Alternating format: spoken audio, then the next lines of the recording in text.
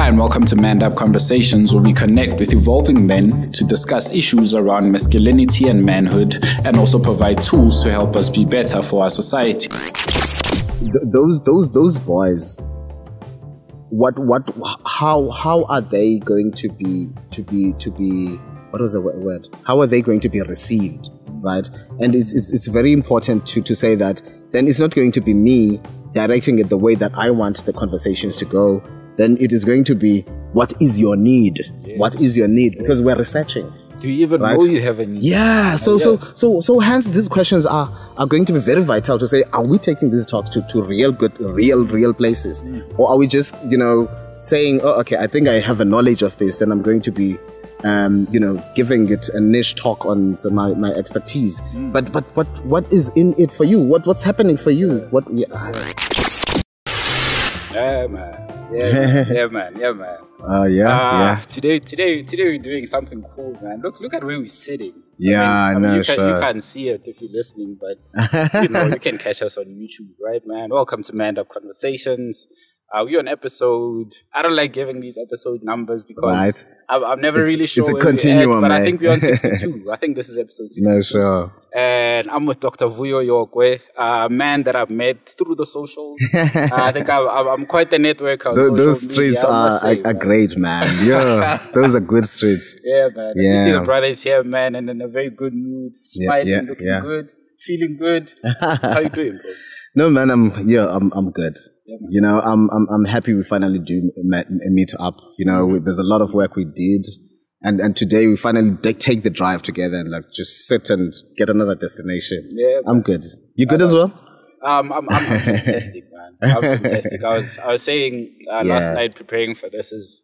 I've spoken to this man, and you've given me a huge opportunity. I ended up on YFM because of you. Oh, so I'm grateful for that. Yeah, man. I didn't even ask how it went, but I saw the inputs and the insights from people as well. But but I listened. You always are great. That's sure, bruh. No, sure, man. You're doing a good job as well, eh? I think we met on quite a. For me to end up there, I shared something quite personal on that. I think it was a Twitter space or something. Okay. But anyway, man, before we get too far into everything, today we're going to talk about creating safe spaces and what is a safe space? What goes into a safe space? What elements make up a safe space for us men? Yeah. But before we go too far with that, man, Dr. Vuyo, tell us a bit about the work that you do, man. As a professional, as a doctor, what line of work are you in? So I am a medical doctor. I work with the state. I do work with a kind of a rare TB, so to say, just to break it down and make it simpler. Yeah. It's called the drug-resistant TB. We work in a space that's called the Center of Excellence. So your different hospitals, Bara, even from where you come from. In Pretoria. Pretoria. So we're responsible for GP. I work for the state. Wow. Okay. So that's my day to day. And so we pretty much relying on you now to save the country. Oh, yeah. You wish you had all of the energy and all of the resources, but that's a topic for another day, man. Yeah. But as well, perhaps to say that the place that I work in, you have people that get admitted for the longest time because it's about 3 months, that's an average time. Yeah. Then you start to understand that, I don't just have a patient here. I've got a man who's going through difficulties. We should just sit down. Then I realize, then I'm getting my intuition now to having to say, oh, dude, let's, just spit it all out. Man. So in a way, we get to be, we are a multidisciplinary kind of a setup. I'm not just going to be a doctor there. We need to be a man-to-man, a lady that's getting, issues with their relationships, and you need to sit down because that's what gives us contentment. I love it. At the end of the day, because we're all about conversations. We got man vitality conversations. I got manned up conversations, and I think the key part of it is exactly that: is conversation, right? Yeah. I learned this in my training doing coaching, and I suppose our leader at that time was telling us that, conversations are more than just us talking.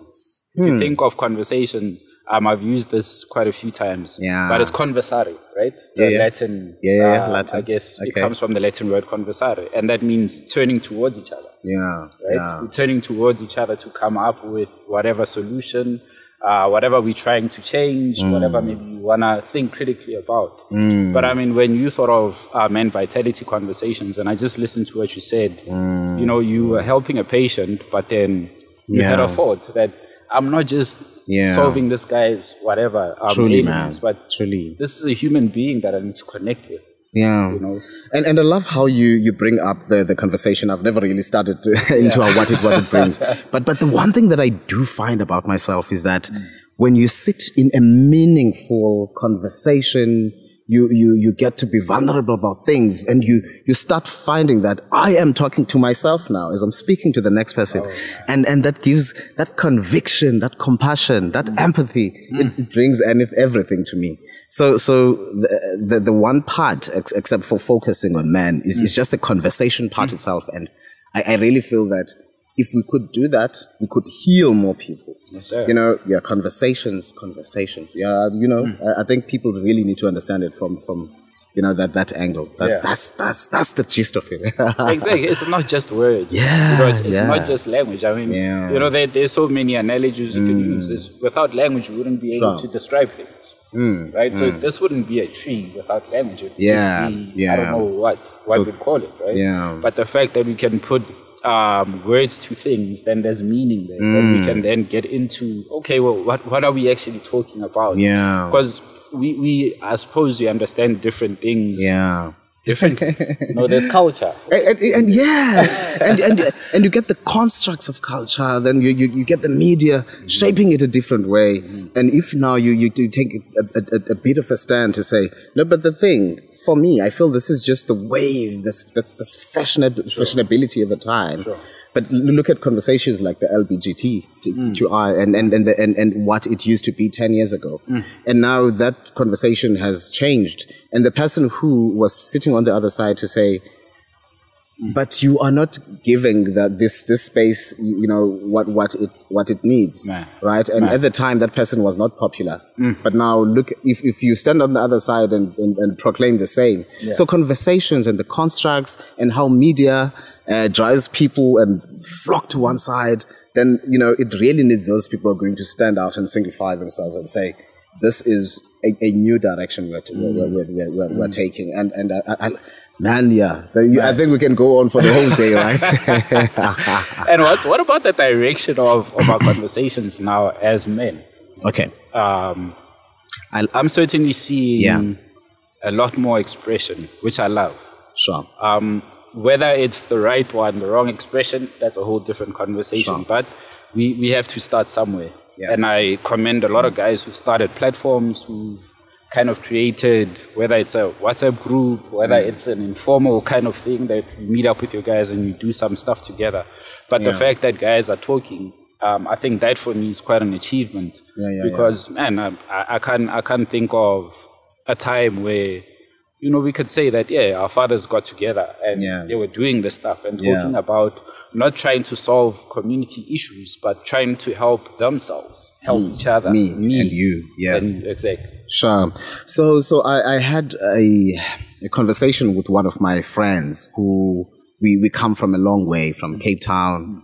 We start talking and then they say, hey, Manvia, but we understand that you are setting up this conversation, and these are the things that we never talked about on sitting up on, you know, when we're having a beer, whiskey, whatever. Sure. Now he says, but now as you are bringing these conversations out, I start to see a trend in what my father was doing. And then athi ke ngoku, hayi man, so now ndiyayazi ukuthi yini ebulelo utata bethu. So that dude probably had depression and you know, gotten into an alcohol usage issue.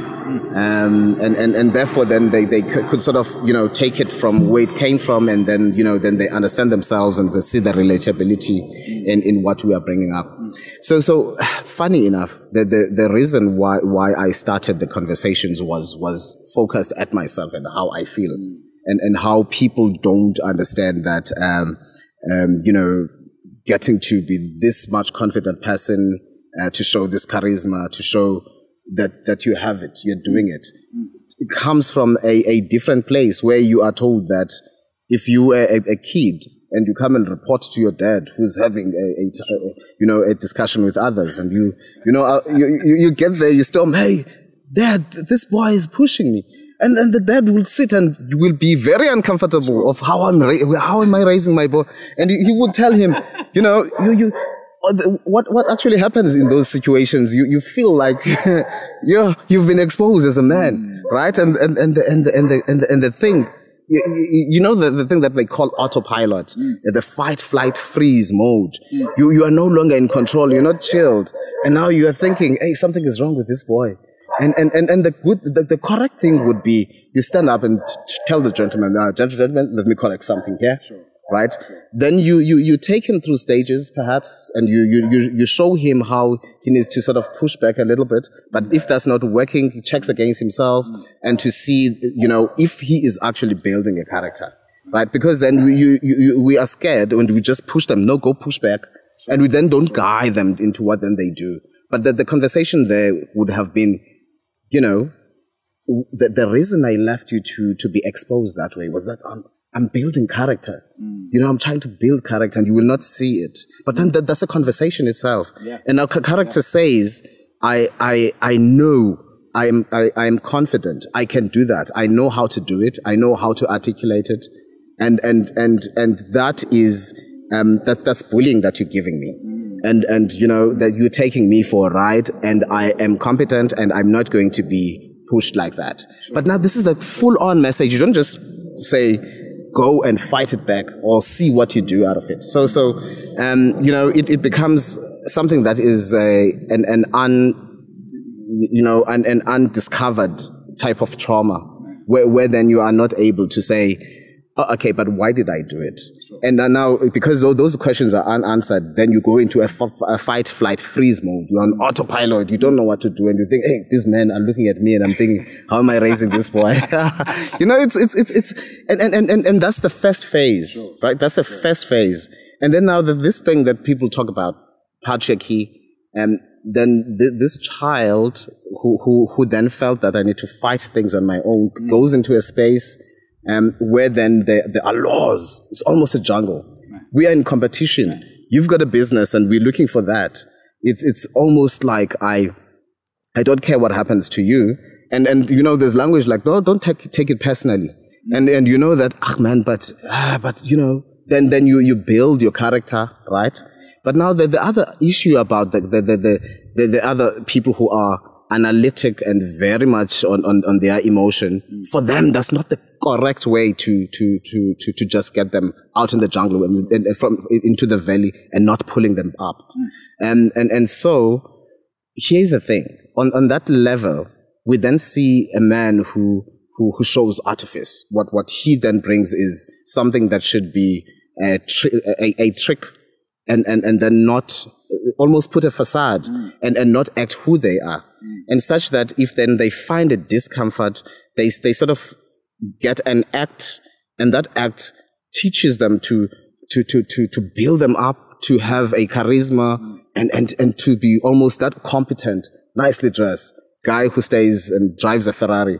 And that is modulated to fit the discomfort which was not being developed in conversation or spoken up to. So every time they feel a discomfort, they know that then they refract their attention or their look the different way. So unfortunately then, women then got into a space where men are fighting the other one on the other side in competition. Sure. Now, unfortunately then, that already sort of, made this place to be a malicious space. And even when then you go into an autopilot situation, you then forget that, there's also ladies, by the way, and you're just wrestling yourselves. And now the thing is, they then understand, oh wow, but this space is toxic. But this is how you raise, and perhaps the nature of the business. And then it was given a term patriarchy, right? But then that's how then at the end of the day, people win their awards, their company does excellence. But then now, without them debriefing to say, by the way, this is not what we are trying to do. We are just trying to be excellent. And that's the only thing that this gentleman who we hired knows. And at the end of the day, then the woman says, oh, okay, I'm being neglected. I am not being looked at. No one is interested in me. And again, that's not the right thing to do to ladies, right? Because they need to be nurtured. That's what we need to do. But then we don't have those conversations to say, now listen, this is a jungle, and these people are not from, this knowledge that we have. They're just from, previously they were nurturing children and growing up boys. But now this is distasteful to say that the guy that I looked at and I am trusting so much is now in a patriarchist kind of thing. So the thing is, then they jump into that world, they get educated, they become a CEO, they become a strong woman. Now we say that men should be vulnerable, but against what conditions now? Now these are conditions that are changing, and you find that women are already on another stage, and when they sit on the chairman's desk, they already have taken this on a reactive mode. And not in a mode that they easily understand, and then they're already fighting. So the CEO, the strong woman, now meets an ordinary school teacher, and then we are saying, be a good guy.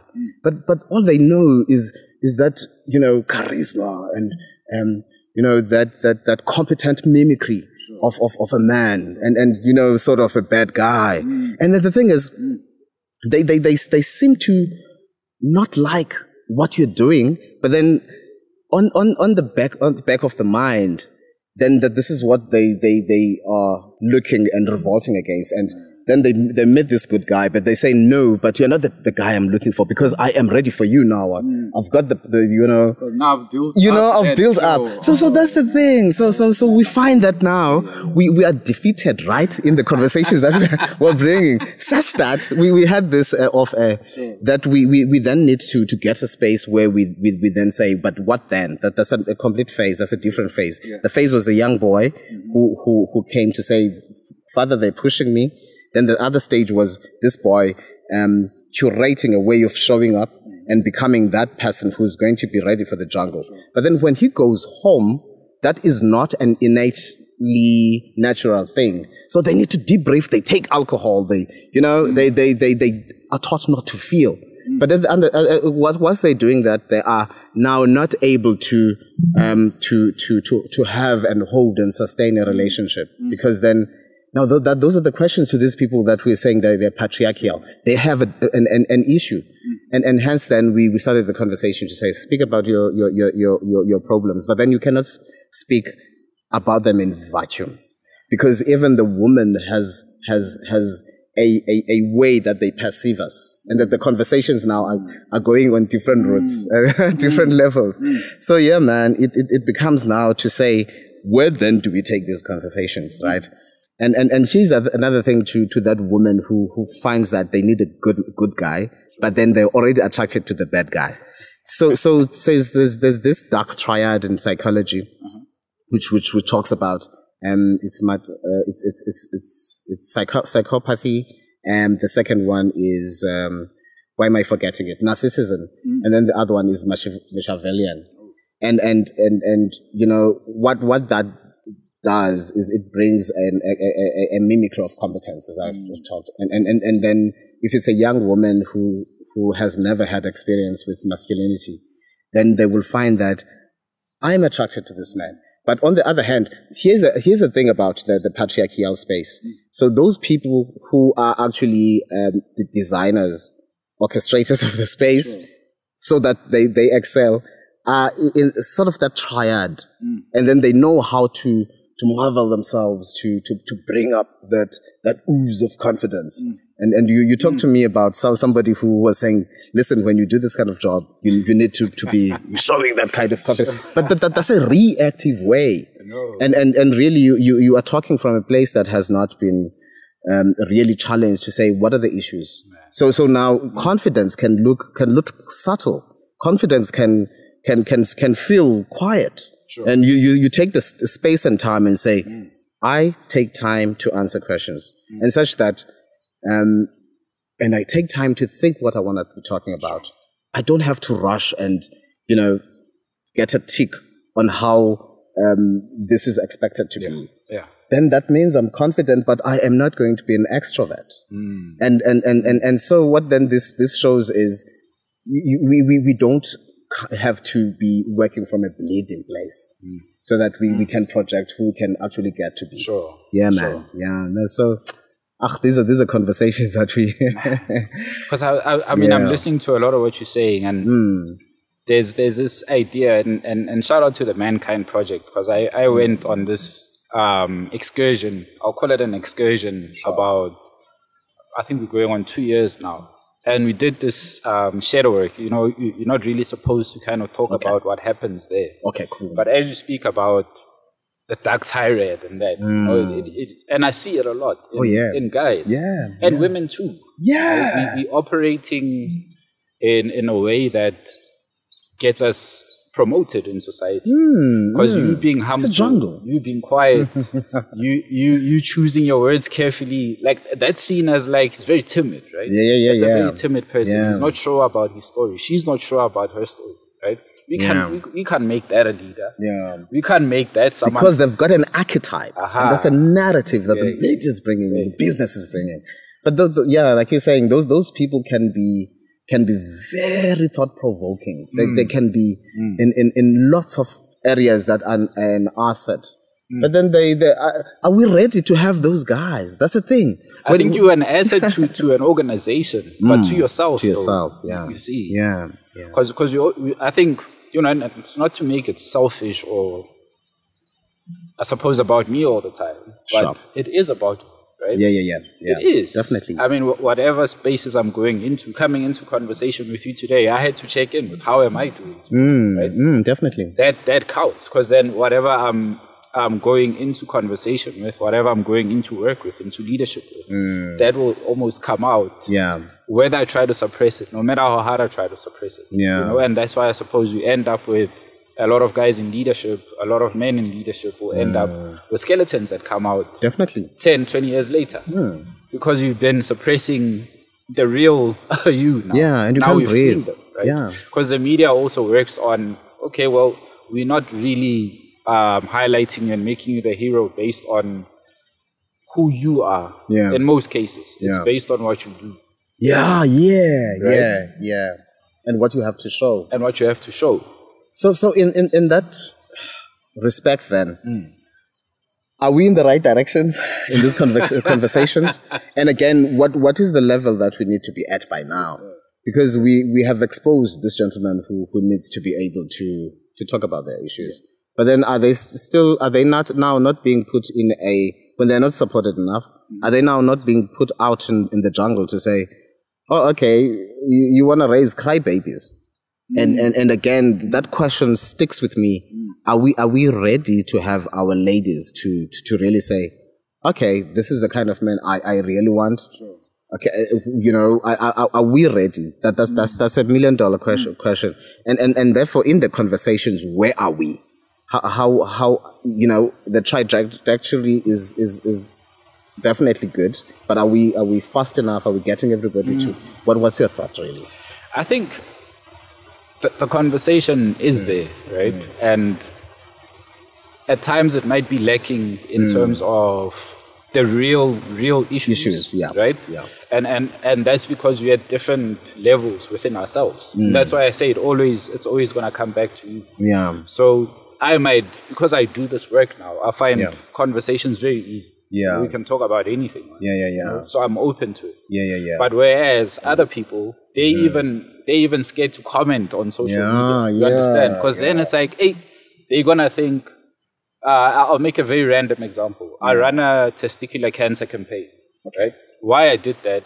It's not because I have testicular cancer, but I know it affects men. It affects men from 15 years old or boys from 15 years old. And then us as black people, we know testicular cancer, prostate cancer. Cancers are very rough when it comes to black people. And they're very prominent. So why not talk about it, right? Yeah. But I know, for example, my grandmother passed away from, I think it was ovarian cancer, something like that. So there is a cancer somewhere in the hole, but we've never had that conversation at home, right? So there is a conversation to be had, but we're not having that conversation because we think what? they're going to think I have it. They're going to think there's something wrong with me. So we stigmatize ourselves by refusing to have these conversations. Yeah. And sometimes we are curious about them, right? So an example is I have people send me messages on WhatsApp, for example. Yes. Because that's private. Yes. Right? And that, yeah. So I can have the conversation for sure, but let me say, come to an event, let's go talk. Hey, I don't think I want to do that. Yeah. You see? Yeah. So there's a lot of work being done, I guess, individually. Yeah. Yeah. And like we, the Bible warns, man, that a man who walks by himself is not really held accountable by anything else. You could do anything. And that journey is not sustainable. Right. It's not sustainable. You always need someone to kind of say that, yo, man, I see you doing it. I see you walking the path, but I think you're going a bit left, And maybe you're not seeing it because you're not listening to anyone else. Yeah. So the conversations are there. And the conversations you need to have with yourself. And the quality of the story that you actually tell yourself. Because then you get caught with the past. And I'm not sure how many times to get this to people, but then they really need to understand that what was, taught to you was not necessarily the good thing. But then the people who were telling you or showing you or building you were that's all they had. And man, it just gets me back into an area now that people will give you a WhatsApp, people will give you a DM. And we need to have this is my thinking in terms of the direction of the conversations. We really need to have a care uptake spaces, care uptake points. And I think that one, the privacy one is the initial one. Then it's where then you design the care, you uptake, that person sort of uptakes the initial conversation they can have with themselves. You help them, you get them, you link them to a psychologist. By the way, that's also much of what Men Vitality does. We talk in general as well with mental health. So here's the thing. Conversations need to have an impact. So now we're doing this together. So this is what we're doing and we're driving this. And many other people, of course. So then conversations need to yield an impact. And I design this and I call it, from media, from Instagram, from TV, from media, from any source of conversation, then this needs to spill over from the device. It needs to go into a place where then people are able to get help, right? Then implement the help, and also, so I call it the SOIL. So spill over, implementation, and linkage to care. SOIL. So let them spill over, get it to the ground, get conferences, not conferences or whatever you call it, but an event where then people see these faces and other faces and say, but these are the people that I can trust.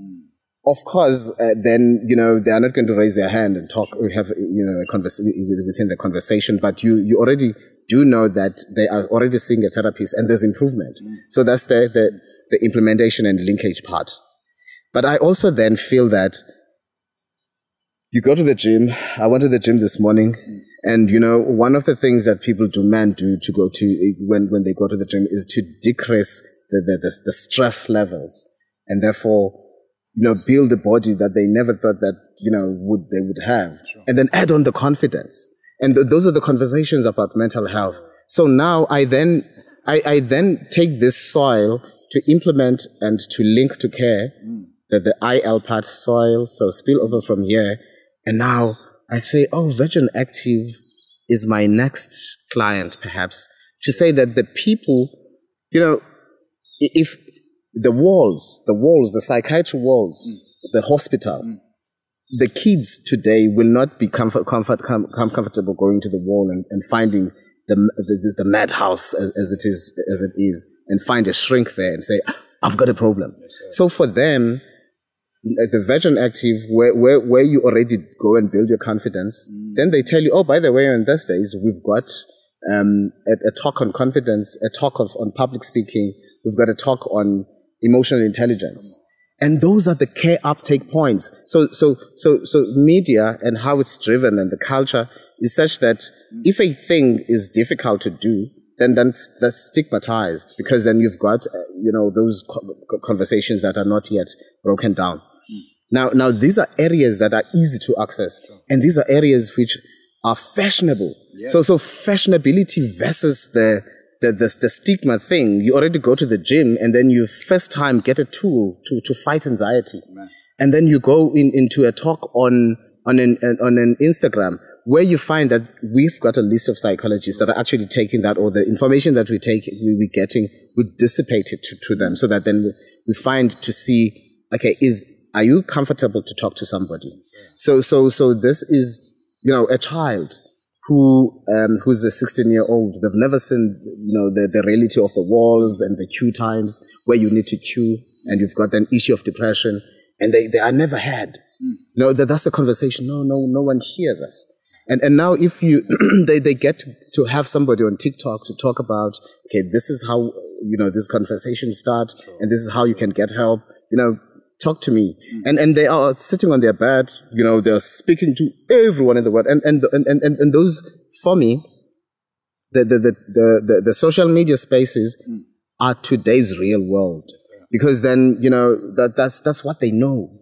And that's how they would like, the innovations and modification of it to sort of get into an industry that cares for them, get somebody who says, oh, wow, let us develop a mood check-up app, so that then when you go to school, you find that, if the app just, gets you to link yourself with the app and state how you feel, what the mood is like. So essentially, these conversations, I feel, need to create that kind of space. And by the way, the Virgin Active, the Planet Fitness, the child or the young man sitting on their bed getting the information, I call them the CUPs, care uptake points, right? And CUP already spells cup. And you already have that, oh wow, you can even work with that, because then people, make it a fashionable thing that you can't pour from an empty cup. That's very prevalent. And now these areas are the cup that gives you the tools. And once you leave there, you then are a cup that's filled, and then you are ready to give to somebody. You become a secondary cup from these institutions. Yes, and then, having, gravitating from the conversations we have, sure, and then linking it with the people that we want to do. And so this is what I've just been writing about. And my other background that I didn't talk about, sure, if you may allow me, is one of digital transformation. Yeah. And then the one that I'm busy doing now is an MBA in digital business. And I am not so concerned about what the technology brings, but I'm concerned about what then the culture gets to be in the space of the media that's democratized media, sure, where people can say, listen, you're not going to sell me something because I've seen reviews on this. And then where do these people go? What do they do? What is their liking? And then they will tell you, I don't want to go into a hospital and have a queue. And that's the culture that we need to develop as we're having these conversations, man. Man. Hey man, I'm like this man is, and I'm like saying and nodding a lot to what you're saying, because I run the space, and then we now going on our third session, right, with these boys in Hatfield, and they go to tax, and I'm very proud of the information that they have, because there's a lot of information on social media, stuff that they're learning in school and all of that. And I think my point with doing this work with them is trying to get them to embody this stuff a lot more. Sure. Right? We have information. We can talk about depression. We can talk about every mental illness. But actually embodying that stuff and knowing what does it mean for me is an entirely different conversation. I really like that takeoff point. Sure. That this conversation with me. Yes. And as we've been talking, I was actually there on Wednesday, and I said to the guy that, you know what, man, I like the space that we use. But where do these boys hang out when they're here? Where do they prefer to chill? Oh, there's a soccer pitch upstairs. Okay, cool. What's there? That's the rehabilitation area, right? Okay, so they like to hang out there. I think the next session we must do up there. Okay. Right? Because now we're going into their space. You're not saying that, hey, let's bring you into a space and change your setting. Let's get you where you are most comfortable. That's a CUP then. And then let's work That's with you their there, own CUP. Yeah. So I think they're comfortable there. Exactly. Yeah. You know, even bars. You know, I don't want to use bars to like go get drunk. But the barman, for example, if I'm running a bar, then I think it would be worth my while to speak to my barman to say, guys, we need to maybe upskill you on having mental health conversations. Yeah. How do you pick up on someone who's sitting at the bar and you can see, man, there's something going on with that guy? That's true. How do I start the conversation with him? Yeah. Right? The same way you can do that in a barbershop, right? We do that in a car wash. Barbershops are not really like that for us, and I don't believe that we barbershop types in South Africa. Maybe we're picking up on the trend, but I see guys at a car wash. So I think at a car wash, that's also a perfect opportunity, right? These CUPs, right? These CUPs, yeah. So as you were saying, and I'm like nodding, I'm like, man, this man is, these CUPs, man. Sure. Man, and really thanks for these conversations that you're bringing. and I really like the way that you then, you know, obviously when you are going to be in a space like this, you have to think about things and anxious a bit, because then you know you need to get the work that this gentleman is doing, you know, some value. But then the way that you just go and mitigate around, and it gets easier to think of the real situations, because now it's not going to be the stuff that I wrote in the book. It's really, you know, there's something to it with the experience that you have done, and therefore I'm sure then that you review and say, now this is the next level. Well, it's going to be business, of course, but then it's going to be something that is going to be fulfilling, because I liked what you said earlier before we started the recording, and you say, those boys, how are they going to be what was the word? How are they going to be received, right? And it's very important to say that then it's not going to be me directing it the way that I want the conversations to go. Then it is going to be, what is your need? Yes. What is your need? Because we're researching. Do you even know you have a need? Yeah. So hence these questions are going to be very vital to say, are we taking these talks to real places? Or are we just, you know, saying, oh, okay, I think I have a knowledge of this, then I'm going to be, you know, giving it a niche talk on my expertise. But what is in it for you? What's happening for you? Yeah, man, that caught me. And that criticism, as you speak about, well, what's in there, right? And we've had this. So I call him my mentor, man. And in some way, maybe you might correct me at some point, but he's a guy that I've been working with a lot. And he's been guiding me in terms of facilitation and just kind of asking me to look at things a bit differently. Right? Okay. And he asked me about a conference that I went to, and how was it for you?